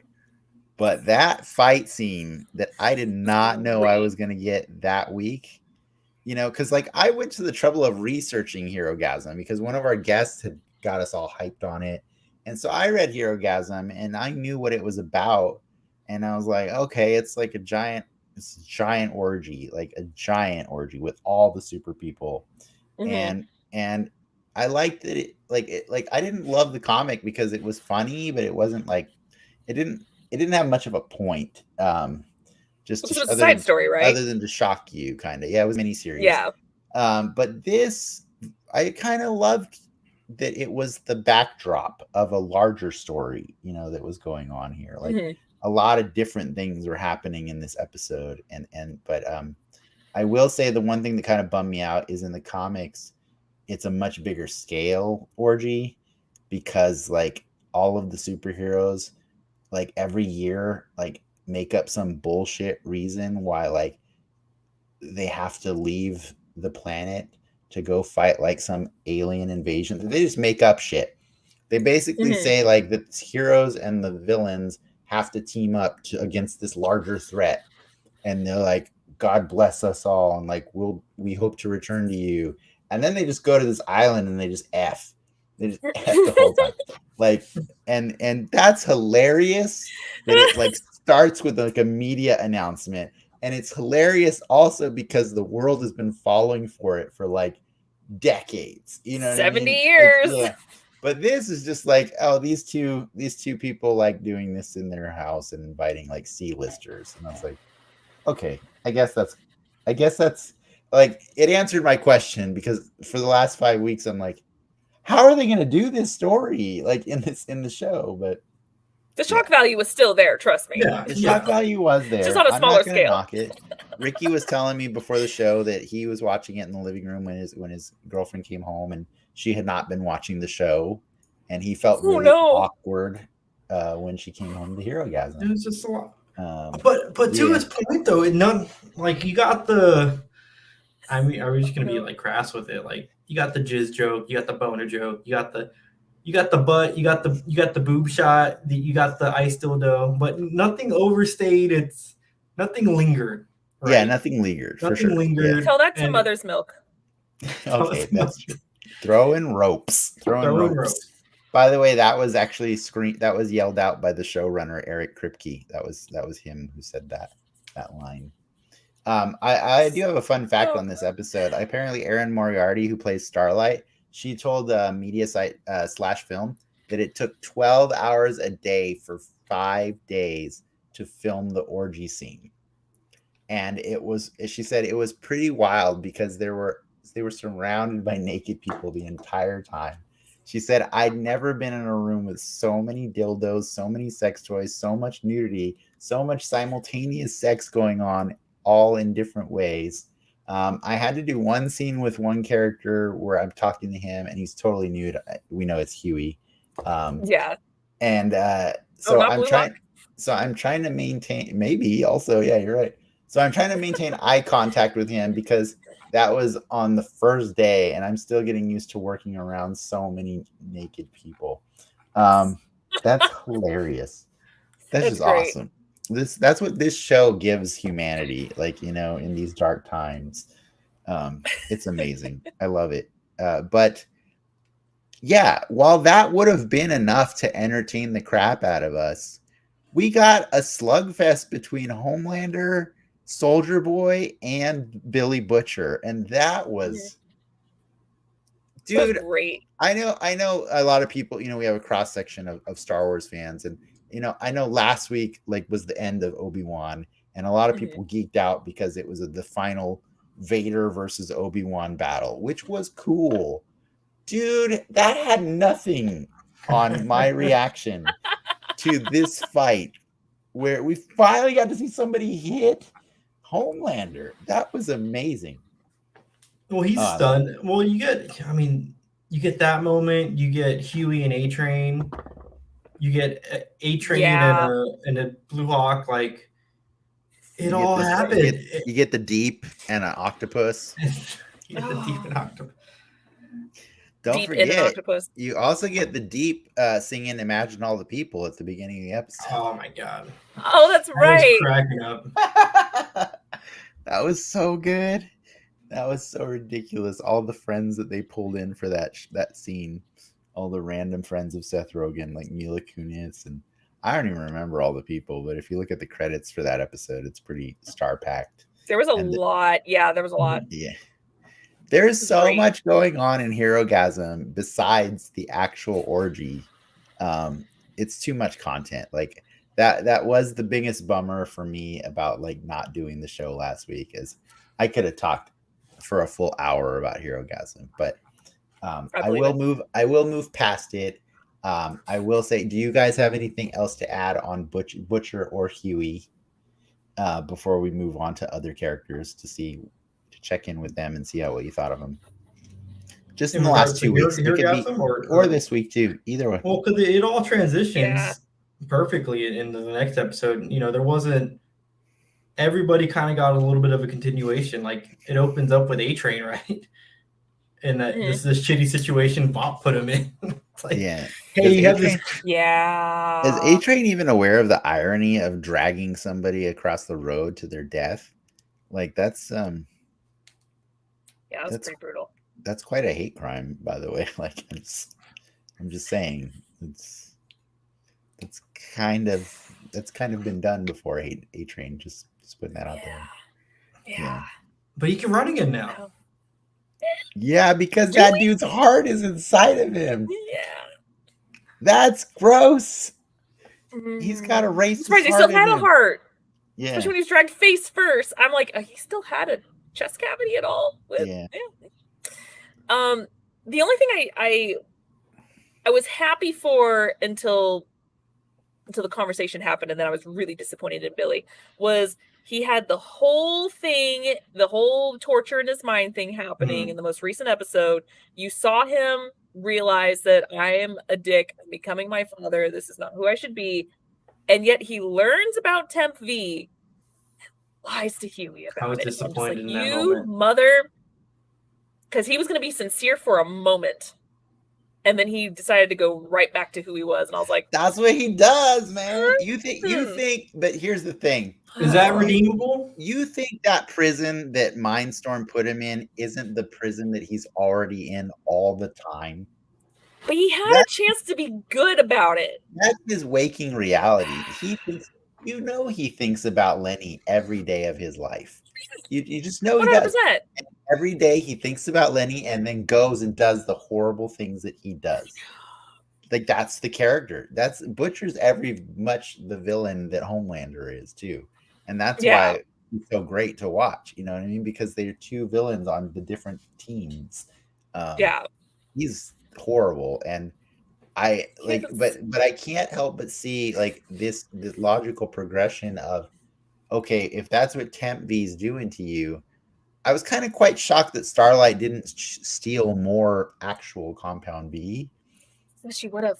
Because like I really thought Kimiko's little arc of like losing her powers and then deciding that she wants them and then explaining that at least now it's her choice, which is not something that any other soup ever got, really. Like, you know, they were just babies when they got injected with stuff. And so I thought that was really cool, and I was like kind of hoping that that's going to be the spark for the rest of the boys to make a decision to do that. But it's kind of hard if Starlight didn't steal more than one of them. Like, I was just waiting part for of it's that. because she didn't want it to be noticed. That's why. Like, no one will look for one vial being. She still got caught. She put Homelander on blast, though. She did. Yeah, she did. I was really happy to check in with Queen Maeve. Like, I didn't want her to die off screen, and I'm glad. I'm glad that she's at this point in her life where she's just like, you know what? I'm not even afraid of you anymore, because she's the one who points out the concealer that he's wearing to cover his black eye, right? Like, well, she knows like this is her favorite day because she sees him afraid, and more so in this one, Homelander is hurt. He's super unhinged. Like it's the satire 2020 election playbook, right? Like without beating around the bush, like that's what they're doing with Homelander. It's gross and entertaining in the best and worst ways. Yeah. It's pretty awesome. What about Mother's Milk? Like, I kind of feel like he's also on the edge of just give me the V. Like, I feel like that's where this is going. Maybe. It's a little hard to say. He's definitely like Homelander. He's kind of going more and more off the rails, especially with what happened recently, which in a way was justifiable with what he was doing, but maybe not in front of his kid. But it was just who was a Homelander fanatic, fanboy. Yeah. Because like I thought it was cool the restraint he showed in the Herogasm episode, right? Where yes. I mean, aside from the fact that he tried to actually have a fight with Homelander, that was just stupid. But like when Starlight actually, you know, after the horrific thing where Soldier Boy obliterated a bunch of people at the orgy, you know, she told him people need help, and he stopped. He resisted, and he was like one of the two good ones, you know, in the episode. And but then this episode comes around and the rage is there, man, and he can't control that rage much longer because he's seeing the sickness of Homelander bleed into his family now, and that's terrifying to him, because, you know, like Homelander, Soldier Boy, they're just all evil, like they're just bad, you know. So I now that I know that in the comics these guys all end up soups, like I keep wondering when they're all gonna go over the edge. And I feel like Mother's Milk is close. He's really close. Oh yeah. For me, he's the one that, like, if any of them are gonna die, it's him. Nah, I don't think Frenchie. Because you have him fight Soldier Boy, and you know he either kills Soldier Boy. I think Butcher dies before any of them. No, really? Because he's the most expensive one too. He's the Ned Stark. He's the Ned Stark of that show.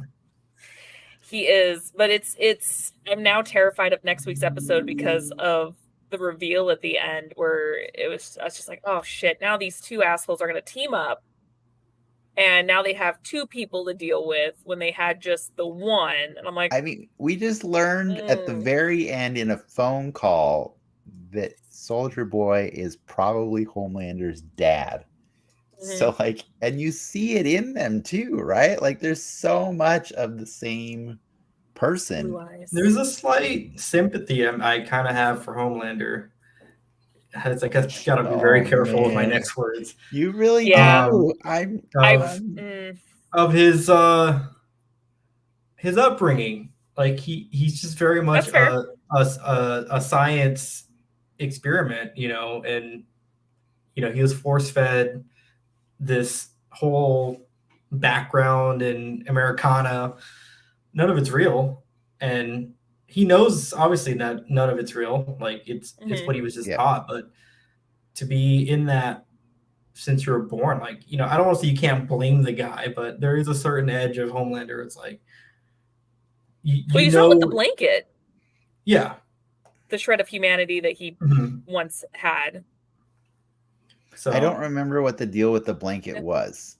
It was his actual blanket in the lab when he was in the lab. Yeah, it was his real blanket in his cell. Yeah, and he was trying to play like peekaboo and everything. Like he just wants a family. Like he ultimately just wants a family, and like, dude, like his son rejects him. So he pushed him off a roof. He pushed him. Yeah, he's not saying he's a shitty father, but like. So what's the next step for Homelander? You know what? Fuck it, Maeve. I'm taking your eggs. Like I'm gonna make another kid. All right, I think it's enough. I think that's enough. Homelander sympathizing for this episode. You know, you can join us on 4chan later today.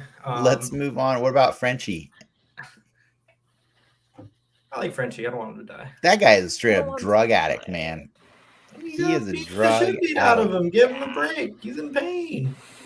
He is actually in a lot of pain right now. I wouldn't be surprised if he accidentally ends up taking V. Just because he's so high.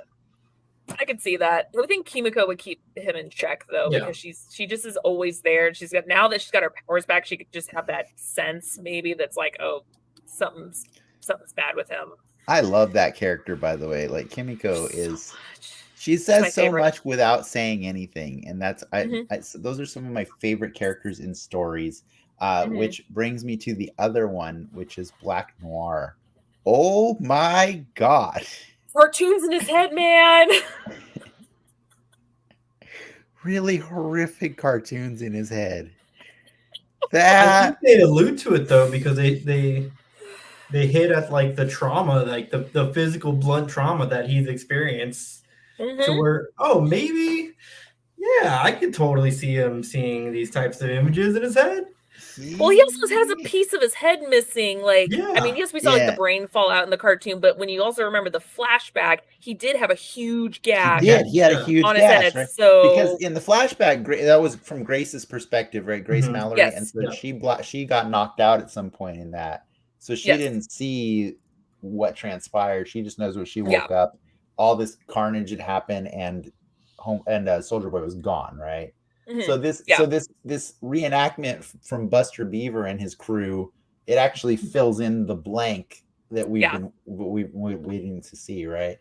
That was horrific, and it painted Soldier Boy in a pretty horrible light. Like he's a dick. Because you kind of almost like Happy Tree Friends. Remember those? Because like I kind of like, and this is me kind of tiptoeing the way Ricky was.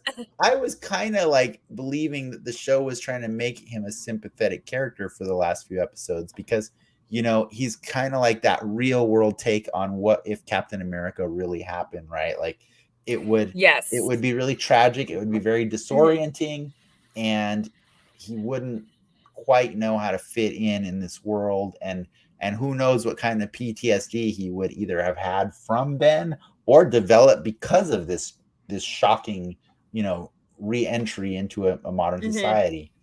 I thought they were making him a very sympathetic character who just needed, you know, weed and sex to help him get over some things.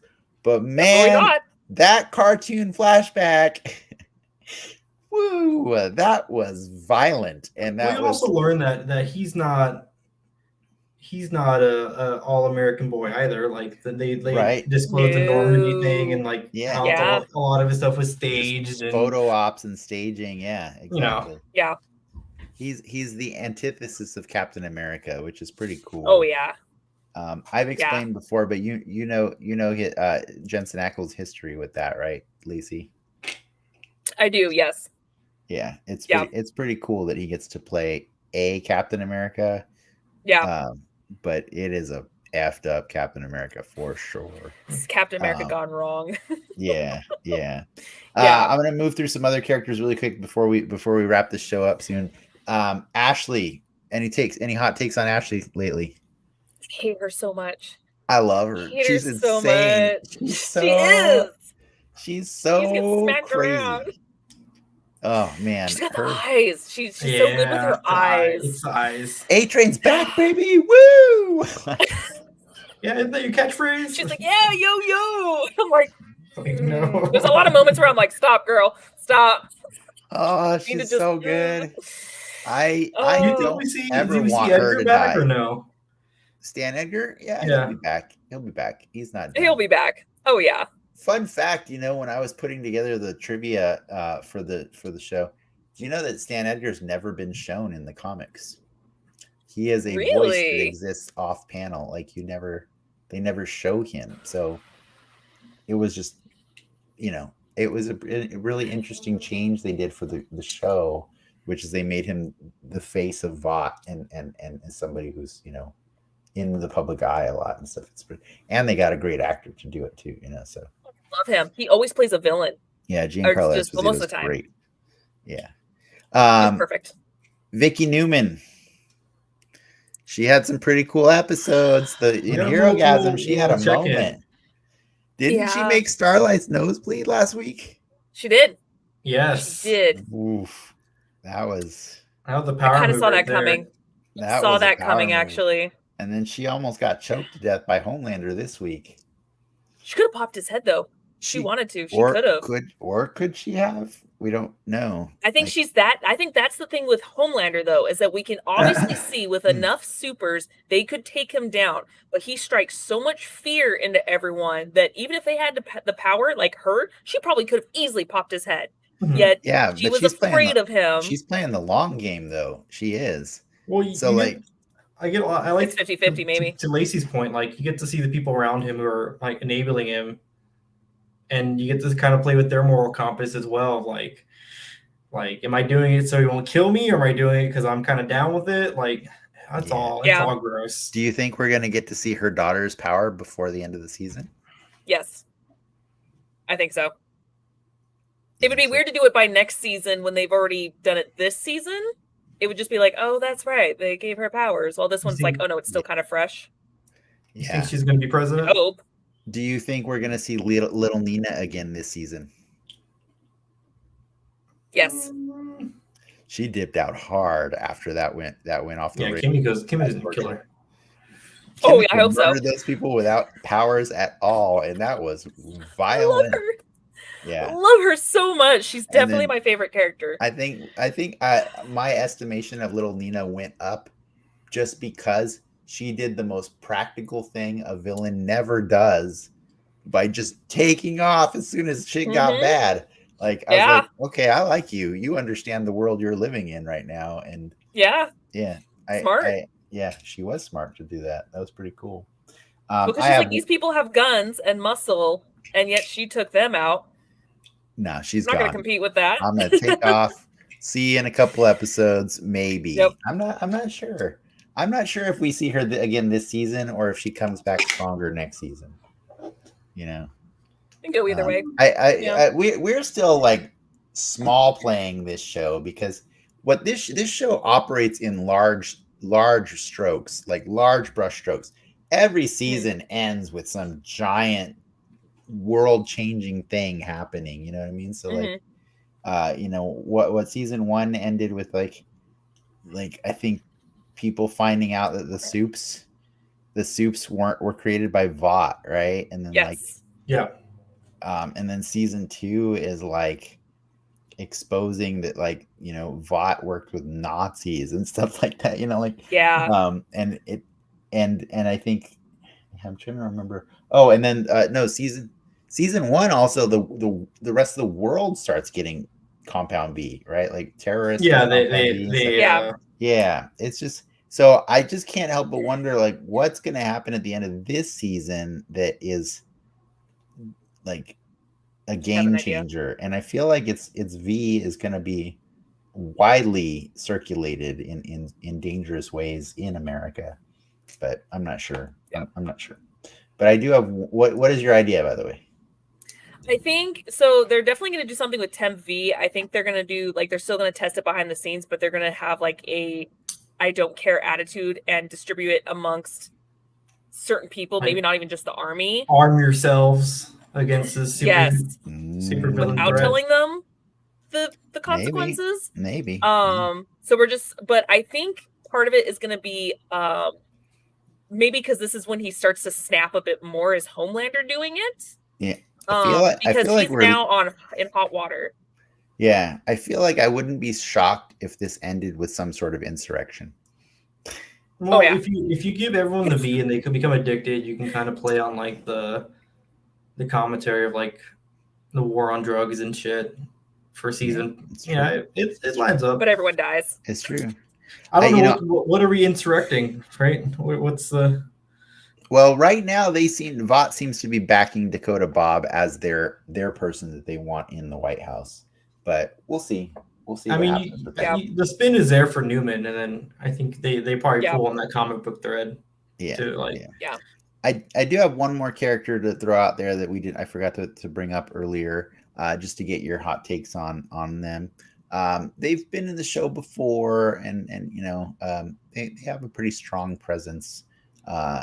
Love Sausage.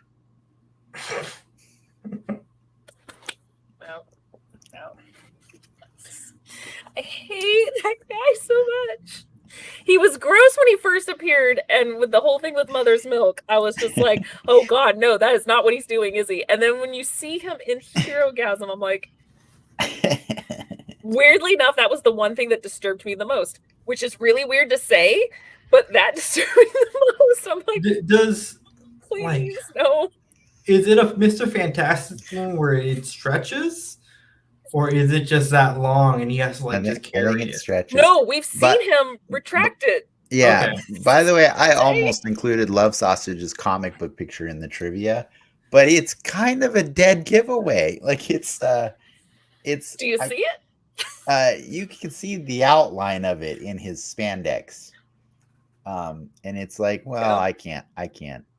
There's no way they won't. I'm happy as for the show in general that you get the butts, you get the penises and the boobs, you got all the parts. Toilet shot. All the parts. You get the toilet shot too. The toilet shot. I can't believe they showed that. I mean, I'm not surprised, but I'm just like, usually you don't get you don't get some parts of the body in a lot of shows. It's a very inspiring angle. Yeah. As a toy photographer, I'm now inspired to do new things with my camera. Oh God. Anyways, I think we got to get going soon. I want to thank the comment section. Sea Cow Soda, you were keeping it busy all night long. I apologize because I think you had some questions that came out right when I was having my audio problems, and we never got to let Lacey answer your question on Dish on Egyptology. Lacey, I love it. She is a big fan of Egyptology, so she was geeking out pretty hard on the Moon Knight stuff. So you guys will need to have a talk at some point to work out your different versions of what was a contradiction in that show. But I don't think we can do that right now. No, that's a whole other hour. We don't have time for that. Yeah, exactly. I still loved it. Don't get me wrong. It was just, yeah. Yes. But I'm really happy that you guys love The Boys. That show just entertains the crap out of me every week. Mm-hmm. And so I'm really happy that you binged it all. I hope you didn't just binge it all just for us. I think a little bit. You should watch Diabolical. Yeah, you gotta watch Diabolical. Yeah, you gotta watch. There's some good stuff. Yeah. Well, that's amazing, Lacey. I'm so glad that at least I gave you a 6-week head start or 7 weeks. I gave you 7 weeks lead time to get that all in there. It was back burner, and it just was the kick in the pants I needed to finally watch it. When you told me, I was like, oh crap, I should actually watch that now. So, but the question is, are you a Boys fan now? I am. Yeah. Again, it's so weird and it still grosses me out. But I think it's just some of the best satire out there right now. You know what I mean? It's different. Yeah, it's definitely it takes the superhero genre and it uses that as a vehicle to really just highlight all the problems with America. And it's cool. It's really cool. But thank you so much for doing all that research just so you can come on here and nerd out for a couple hours with us. Thanks to Ricky also for nerding out with us today. We will be back next week to discuss the latest superhero news, more Miss Marvel, the season finale of The Boys, and Thor: Love and Thunder. It's going to be long week next week. It's a lot. That's going to be crazy.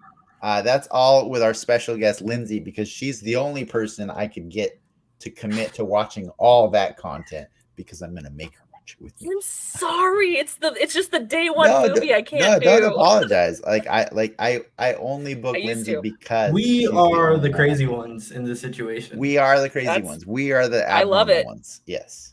I love it. But then also, thanks to our patrons for supporting our growth and to our audience for tuning in. If you had fun, please remember to like and subscribe, and check us out on Patreon for our after show, The Soapbox, starting moments from now.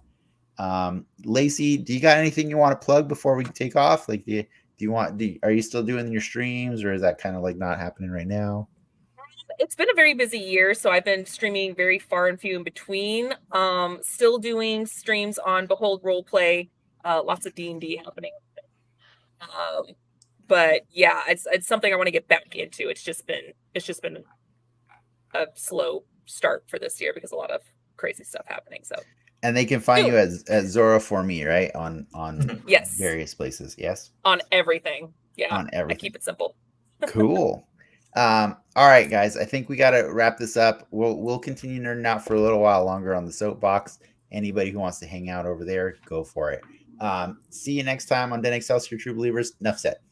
See you guys.